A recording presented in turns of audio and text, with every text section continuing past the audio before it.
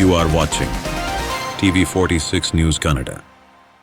ಕಳೆದ 22 ವರ್ಷಗಳ ಕಾಲ ದೇಶ ಸೇವೆ ಮಾಡಿ ಯಶಸ್ವಿಯಾಗಿ ನಿವೃತ್ತಿಗೊಂಡು ವಾಪಸ್ ತಾಯ್ನಾಡು ಹಾಸನ ಜಿಲ್ಲೆಗೆ ಬಂದ ಹವಾಲ್ದಾರ್ ಎಚ್.ಆರ್. ರಮೇಶ್ ಅವರನ್ನು ನಿವೃತ್ತ ಸೈನಿಕರ ಸಂಘದಿಂದ ಹಾಗೂ ಊರಿನ ಜನರು ನಗರದ ಡೈರಿ ವೃತ್ತದಲ್ಲಿ ಪಟಾಕಿ ಸಿಡಿಸಿ ಹೂವಿನ ಮಾಲೆ ಹಾಗೂ ಮೈಸೂರು ಪೇಟ ತೊಡಿಸಿ ಅದ್ದೂರಿ ಸ್ವಾಗತದೊಂದಿಗೆ ಬರಮಾಡಿಕೊಂಡು ಓಪನ್ ಜೀಪ್ನಲ್ಲಿ ಮೆರವಣಿಗೆಯಲ್ಲಿ ಕರೆದುಕೊಂಡು ಹೋದರು. ಇದೇ ವೇಳೆ ನಿವೃತ್ತಗೊಂಡ ಹವಾಲ್ದಾರ್ ಎಚ್.ಆರ್. ರಮೇಶ್ ಮಾತನಾಡಿ, ತಾಲೂಕಿನ ಅರೆಕಲ್ಲು ಹೊಸಳ್ಳಿ ಗ್ರಾಮದ ಹಾಗೂ ಪ್ರಸ್ತುತ ನಗರದ ಬಿಟಿ ಕೊಪ್ಪಲಿನಲ್ಲಿ ವಾಸವಿದ್ದು ನಗರದ 22 ವರ್ಷಗಳ ಕಾಲ ಸರ್ವಿಸ್ ಮಾಡಿ ಮತ್ತೆ ತಾಯ್ನಾಡಾದ ಹಾಸನ ಜಿಲ್ಲೆಗೆ ಯಶಸ್ವಿಯಾಗಿ ವಾಪಸ್ಸು ಬಂದಿದ್ದೇನೆ. ಇಲ್ಲಿನ ಎಲ್ಲರನ್ನು ನೋಡಿ ತುಂಬಾ ಸಂತೋಷವಾಗುತ್ತಿದೆ. ಸಾಮಾಜಿಕ ಸೈನಿಕರು ಮತ್ತು ನಮ್ಮ ಊರಿನ ಜನರು ಎಲ್ಲರೂ ಬಂದು ನನಗೆ ಶುಭ ಹಾರೈಸಿ ಬರಮಾಡಿಕೊಂಡು ಸ್ವಾಗತ ನೀಡಿದ್ದಾರೆ ಎಂದರು. ಮುಂದೆ ಯಾರೇ ಆರ್ಮಿಗೆ ಸೇರಿಕೊಳ್ಳಲು ಖುಷಿ ಪಡಬೇಕು, ಒಬ್ಬ ಯೋಧ ಎಂದು ಹೇಳಿಕೊಳ್ಳುವುದಕ್ಕೆ ಹೆಮ್ಮೆ ಪಡಬೇಕು.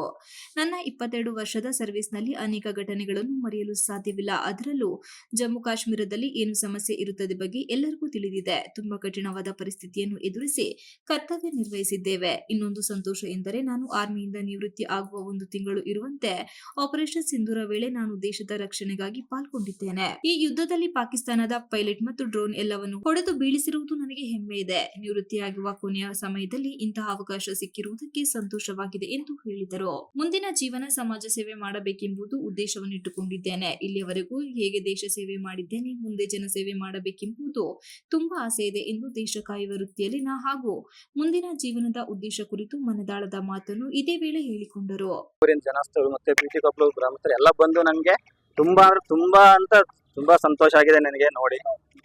ಇದೇ ತರ ಎಲ್ರಿಗೂ ಈ ತರ ಮಾಡ್ಬೇಕು. ಯಾರ್ಯಾರು ಮತ್ತೆ ಮುಂದಿನ ಯಾರೇ ಒಬ್ರು ಆರ್ಮಿಗೆ ಸೇರ್ಬೇಕಂತ ಖುಷಿ ಬರ್ಬೇಕು, ಮತ್ತೆ ಆರ್ಮಿ ಬಗ್ಗೆ ಏನು ಅಂತ ಗೊತ್ತಾಗ್ಬೇಕಂದ್ರೆ ಈ ತರ ಎಲ್ಲರಿಗೂ ಮಾಡ್ಬೇಕು. ಅದು ನನ್ನ ಅಭಿಪ್ರಾಯ. ಸರ್ ನಮ್ದು 22 ವರ್ಷ ಮಾಡಿ ಬರ್ತಾ ಇದ್ದೀನಿ.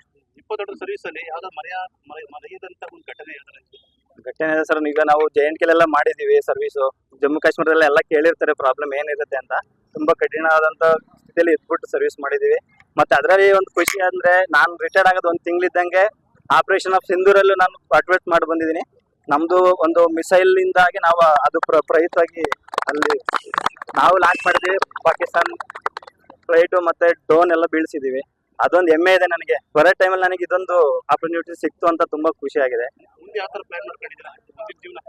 ಮುಂದೆ ಸರ್ ಇವಾಗ ನಾವು ಸಮಾಜ ಸೇವೆ ಮಾಡ್ಬೇಕು, ಎಲ್ಲರಿಗೂ ಒಳ್ಳೇದ್ ಮಾಡ್ಬೇಕು. ಮತ್ತೆ ಮುಂದೆ ನಾವು ಈಗ ಹೆಂಗೆ ದೇಶ ಸೇವೆ ಮಾಡಿ ಬಂದಿದೀವಿ, ಮುಂದೇನು ಜನ ಸೇವೆ ಮಾಡ್ಬೇಕಂತ ತುಂಬಾ ಆಸೆ ಇದೆ. ಅದನ್ನ ನಾನು ಪಕ್ಕ ಮಾಡ್ತೀನಿ ಸರ್, ಖಂಡಿತ.